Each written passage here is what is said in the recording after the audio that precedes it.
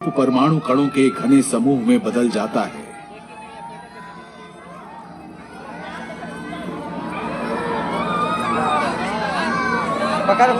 विस्तारित ब्रह्मांड अब 3 मिनट पुराना है और ऊर्जा संघनित हो रही है, जिससे हमारे आधुनिक ब्रह्मांड के निर्माण खंड बन रहे हैं, इलेक्ट्रॉन, न्यूट्रॉन और प्रोटॉन।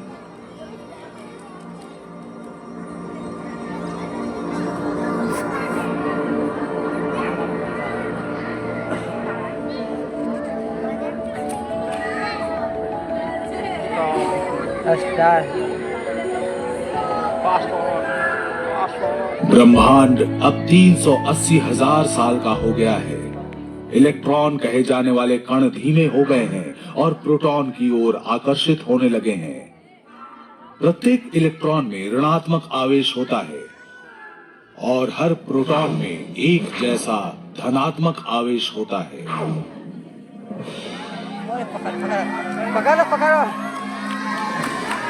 उनके विपरीत आवेश एक दूसरे को अच्छे से संतुलित करते हैं और वे ब्रह्मांड के इतिहास की सबसे महत्वपूर्ण जोड़ी बन जाते हैं। पहला परमाणु हाइड्रोजन।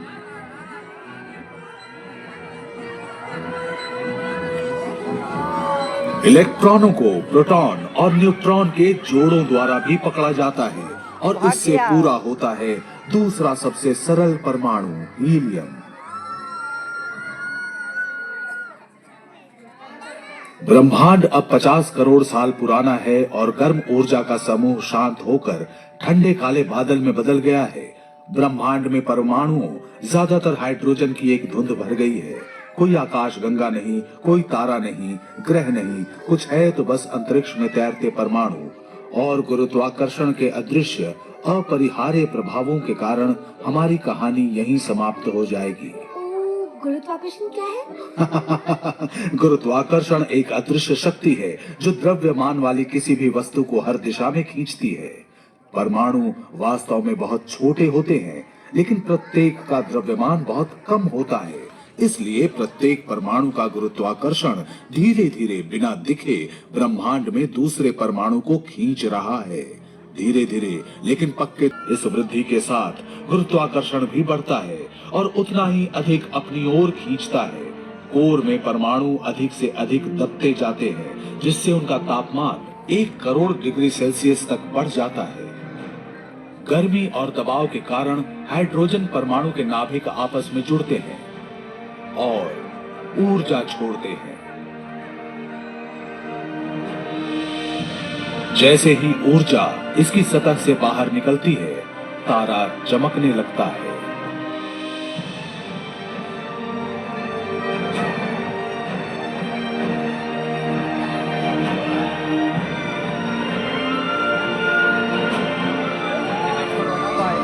Corona virus. हाँ, कोरोना वायरस भाई जाओ यार।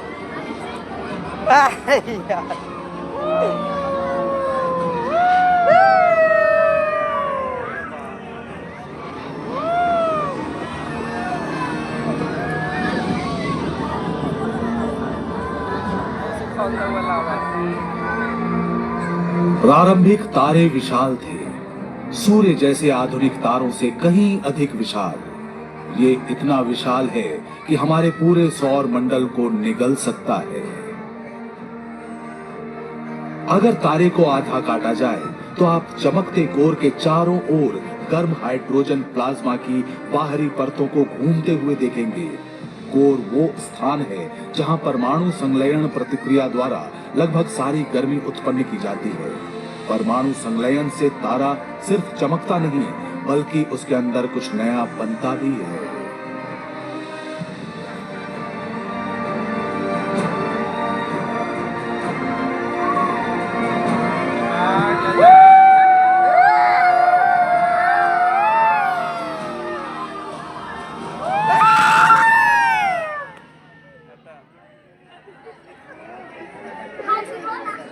देवियों और सज्जनों, आपके मनोरंजन के लिए क्या मैं परमाणु संलयन के चमत्कारों और रहस्यों को दिखाने वाला एक अजीबोगरीब नजारा प्रस्तुत कर सकता हूँ। कल्पना कीजिए हम तारों के बीच में हैं। ये गेंदें हाइड्रोजन नाभिक से अलग हुए प्रोटॉन हैं और अब देखिए कि कैसे वे एक साथ मिलकर हीलियम नामक एक नया तत्व बनाते हैं। ये प्रक्रिया प्रोटॉन से शुरू होती है। वे सभी एक दूसरे से दूर जाने की कोशिश कर रहे हैं क्योंकि उनका धनात्मक आवेश उन्हें अलग कर देता है। हालांकि कभी-कभी प्रोटॉन अपना आवेश खो देगा और न्यूट्रॉन में बदल जाएगा। न्यूट्रॉन के पास कोई आवेश नहीं होता है, इसलिए गर्मी और दबाव उन्हें निकटतम प्रोटॉन से जुड़ने के लिए मजबूर करता है। वे मिलकर एक नया न्यूक्लियाई बनाते हैं जिसे ड्यूटेरॉन कहा जाता है। ड्यूटेरॉन कोर के चारों ओर घूमता है, लेकिन जल्द ही वो किसी मुक्त प्रोटॉन से टकरा जाता है। फिर न्यूक्लियस में वृद्धि होती है। तब न्यूक्लियस कोर में इधर उधर घूमता रहता है जब तक कि वो दूसरे नाभिक से मिल नहीं जाता और दोनों आपस में पिस नहीं जाते। दो प्रोटॉन उड़कर वापस कोर में चले जाते हैं, लेकिन जो नाभिक अब बचा है उसमें 2 प्रोटॉन और 2 न्यूट्रॉन हैं। इस तत्व यानी एलिमेंट का नाम हीलियम है। हाइड्रोजन प्रोटॉन के संलयन की यह प्रक्रिया प्रत्येक सेकंड अरबों खरबों बार हो रही है।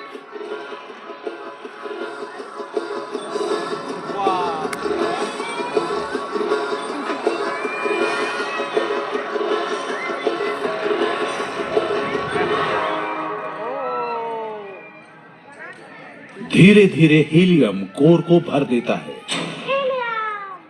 आपको लग रहा होगा कि एक बार कोर ने सभी हाइड्रोजन को हीलियम में बदल दिया तो वो काम करना बंद कर देगा, लेकिन तत्वों का बनना तो अभी शुरू हुआ है। हाइड्रोजन के उपयोग के साथ साथ कोर सघन और गर्म होता जाता है और हीलियम नाभिक का दूसरे भारी तत्वों में संलयन हो पाता है और बेरिलियम बनता है। घनत्व और तापमान फिर से बढ़ता है और बेरिलियम हीलियम के साथ संलयन शुरू कर देता है। कार्बन बनता है। कार्बन के संलयन से कोर का तापमान पुनः बढ़ता है। इस दबाव में नए तत्व एक दूसरे के साथ और हाइड्रोजन के साथ संलयन करना शुरू कर देते हैं। आज हम जिन तत्वों को जानते हैं उनमें से कई तत्व तारे के मूल में बनते हैं।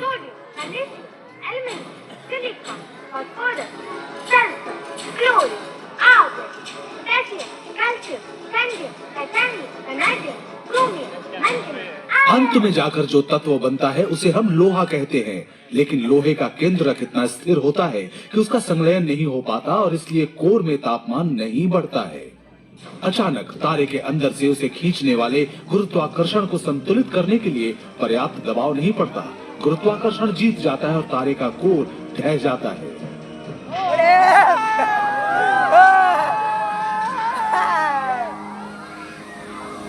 शक्तिशाली गुरुत्वाकर्षण हर परमाणु को इतनी ताकत से पटकता है कि तारा खुद ही बिखर कर एक सुपरनोवा बन जाता है।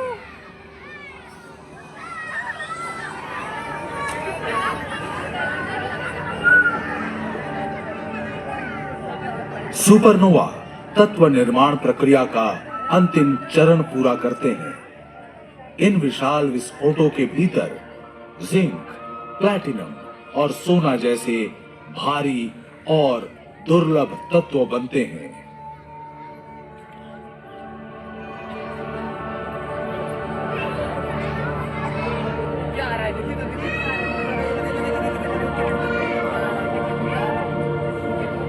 अरबों वर्षों में विस्फोटित तारों का मलबा धीरे धीरे विशाल बादलों में एकत्रित हो जाता है। अभी भी ज्यादातर हाइड्रोजन है, लेकिन अब भारी परमाणुओं के मिश्रण से भर चुका है। इन विशाल बादलों को हम नेबुलाई अथवा निहारिका कहते हैं। ये इतना विशाल है कि इसमें हमारा सौर मंडल लाखों करोड़ों बार समा सकता है। इन स्तंभों के अंदर गहराई में परमाणुओं के साथ कुछ हो रहा है। वे एक दूसरे तक पहुंचना और अणु बनाना शुरू कर रहे हैं। सुनिए, मेरा एक सवाल है। पूछो बेहिचक। अणु क्या होता है? हाँ, अच्छा सवाल है। आइए ध्यान से देखें।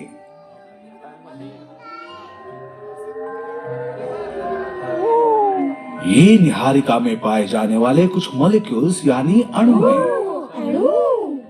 अणु एक साथ जुड़े हुए परमाणुओं का एक समूह है, मानो एक दूसरे का हाथ पकड़ रखा हो। आपके शरीर में है ये अणु और इस निहारिका में पाया जाता है ये पानी है। पानी का अणु एक ऑक्सीजन परमाणु के दो हाइड्रोजन परमाणुओं से जुड़ने से बनता है। आपको तो पता होगा, इसका रासायनिक नाम H2O है। निहारिका में एक अन्य सामान्य अणु कार्बन डाइऑक्साइड CO2 है, जो एक कार्बन परमाणु और दो ऑक्सीजन परमाणुओं से बना होता है। आपका शरीर कार्बन डाइऑक्साइड बनाता है और आप इसे सांस के द्वारा बाहर छोड़ते हैं। आप सब भी इस अणु का निर्माण करते हैं, बस इसे बाहर नहीं छोड़ते। क्या आपको पता है इसे क्या कहा जाता है? नहीं नहीं नहीं, नहीं। कोई और बताए?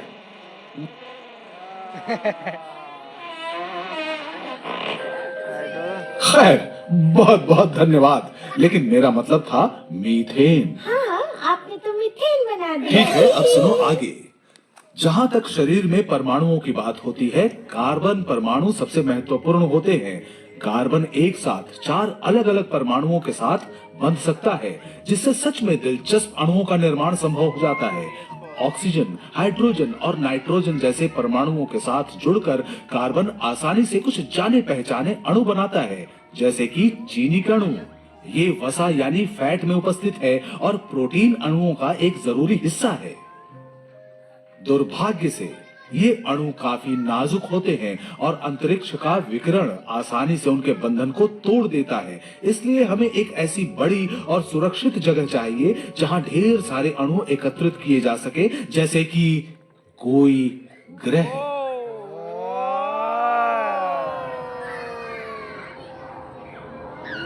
गैसों, अणुओं, धातुओं और धूल की ये विशाल डिस्क ही हमारा सौर मंडल है, जिसके केंद्र में है एक नया सूर्य। इन मंडराते बादलों के भीतर गुरुत्वाकर्षण इन अणुओं को चक्कर खाते बड़े द्रव्यमान में खींच रहा है, जो ग्रह बन जाएंगे।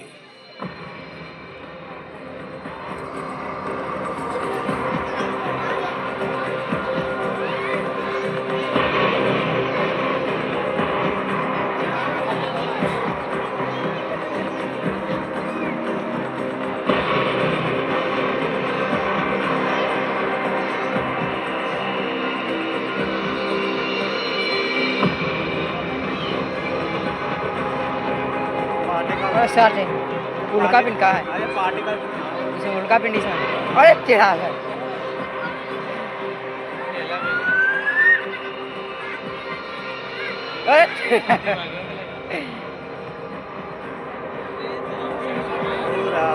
क्या लगा क्या क्या? ये युवा ग्रह है हमारी पृथ्वी, जो अब 1 अरब वर्ष पुरानी है।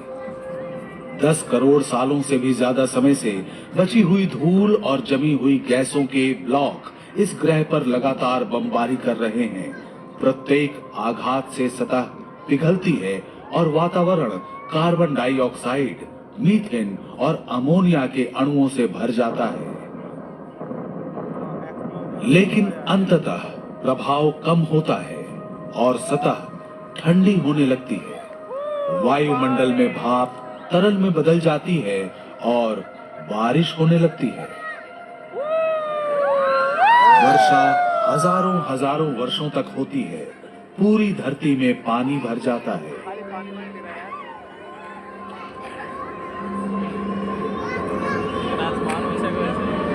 इसके अंदर क्या है? इस महासागर के नीचे परमाणुओं और अणुओं की यात्रा का एक नया चरण शुरू होता है।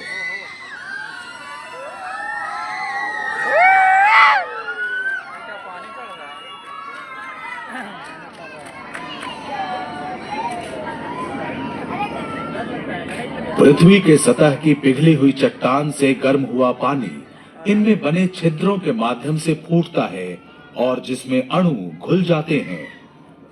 जैसे ही ये समुद्र के ठंडे पानी से मिलता है, ये खनिज मीनारों के रूप में जमा हो जाते हैं। जैसे ही आणविक मिश्रण खनिज समृद्ध कक्षों से गुजरता है, वो अणु बनाना शुरू करता है, जिन्हें हम जीवन के निर्माण खंड कहते हैं। शायद ये इस तरह की एक दरार के अंदर था। सैकड़ों लाखों वर्षों की आकस्मिक अंतःक्रिया के बाद अणुओं ने कोशिकाओं के आकार में पहला जीवन बनाया।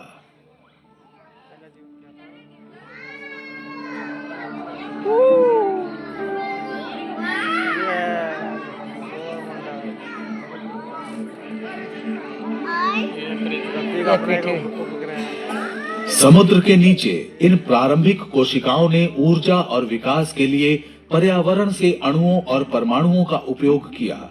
जल्द ही उन्होंने स्वयं की प्रतियां बनानी शुरू कर दी। अचानक सैकड़ों, हजारों, लाखों, खरबों कोशिकाएं पूरे महासागर में फैल गईं। 1 अरब वर्षों के आश्चर्यजनक उत्परिवर्तन के चलते एक अद्भुत प्रगति हुई। कुछ कोशिकाओं ने कार्बन डाइऑक्साइड और पानी को चीनी में बदलने के लिए सूर्य की ऊर्जा का उपयोग करना शुरू कर दिया। इस महाशक्ति प्रकाश संश्लेषण के कारण कोशिकाएं कहीं अधिक तेजी से बढ़ी, लेकिन सामने एक बुरा आश्चर्य था। इन नई सुपर कोशिकाओं से निकला ऑक्सीजन और वायुमंडल में निर्मित होते होते इसने हमारे ग्रह को हमेशा के लिए बदल दिया। अत्यधिक प्रतिक्रियाशील ऑक्सीजन ने बड़ी संख्या में कोशिकाओं को विषाक्त किया और हुई सामूहिक विलुप्ति। लेकिन कुछ कोशिकाएं बच गईं। जब उनकी प्रतियां बनी, उन्होंने दुनिया को इस नई गैस को सहन करने, यहाँ तक कि उपयोग करने में सक्षम कोशिकाओं से भर दिया और जीवन आगे बढ़ता गया। कुछ कोशिकाओं ने एक साथ कार्य करके समूह बनाए, जब तक कि वे पहले बहुकोशिका वाले जीव नहीं बन गए। कई कई पीढ़ियों के दौरान उनके रूप धीरे धीरे बदलते गए।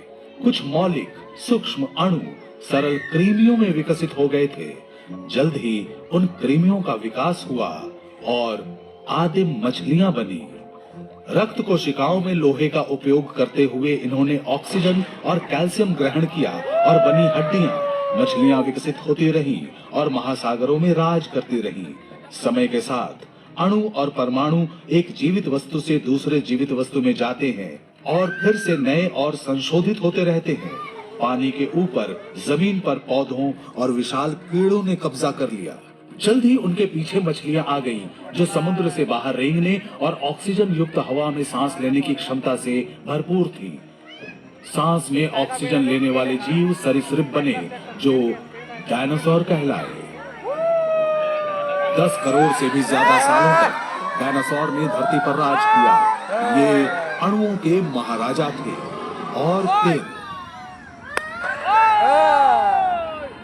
एक विशाल धक्के ने पर्यावरण को इतनी तेजी से बदला कि जीवन के कई रूप जीवित न रह पाए। डायनासोर का युग समाप्त हो गया, लेकिन कुछ प्रजातियां जीवित रहीं। डायनासोर के खत्म होने के बाद परमाणुओं के बेहतर संयोजक स्तनधारी उनकी जगह लेने के लिए आ गए। प्रकृति के नियमों के अनुकूल बनते हुए उन्होंने नई जीवन शैली अपनाई। जैसे जैसे प्रजातियां खत्म हुई और नई प्रजातियां पनपी, इस वंश वृक्ष ने पीढ़ियों का रूप निर्धारित किया। फिर लाखों साल बाद वंश वृक्ष की एक दूर की शाखा पर नए स्तनधारी बंदर पनपे। कई कई पीढ़ियों के बाद इस शाखा की एक टहनी पर कुछ बहुत ही अजीब बंदर आ गए। ये बंदर अजीब थे क्योंकि उनके परमाणुओं ने मस्तिष्क का निर्माण किया था, जो केवल पेट की भूख के बारे में नहीं सोचते थे, बल्कि ये भी सोचते थे कि हम किस चीज से बने हैं और ये भी कि ये सब कहां से आया। वे तब से जवाब की तलाश में हैं। हमने पाया है कि हम परमाणुओं से बने हैं और ये परमाणु उतने ही पुराने हैं जितनी इस ब्रह्मांड की यात्रा। आपका हिस्सा बनने से पहले वे जानवरों, पौधों और हवा में थे। वे कभी डायनासोर में थे, कभी आदिम मछली में। उन्हीं से सबसे पहली कोशिकाएं बनी। कोशिकाएं उन अणुओं से बनती हैं जिनमें परमाणु होते हैं, जो सबसे पहले धूमकेतु और क्षुद्र ग्रहों के रूप में पृथ्वी पर आए थे। जटिल परमाणुओं से भरे विशाल निहारिकाओं के बादलों के भीतर जन्मे, विस्फोट होते तारों से निकले वे परमाणु, जो तारों के केंद्र में गुरुत्वाकर्षण द्वारा जुड़े हुए थे। तारे जो हाइड्रोजन के विशाल बादलों से बने थे, वही हाइड्रोजन जो प्रोटॉन और इलेक्ट्रॉन के बीच की पहली कड़ी थी। लेकिन कहानी तब शुरू हुई थी जब ब्रह्मांड की एक छोटी सी बिंदु से विस्तार हुआ और ऊर्जा मिलकर पदार्थ का निर्माण करने लगी।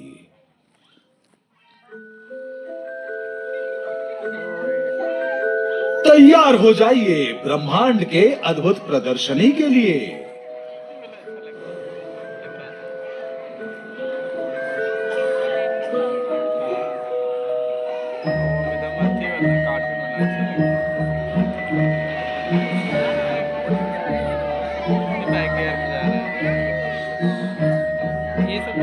हम चले थे सफर पर, ये जानने कि हम किस चीज से बने हैं और ये सब कहां से आया।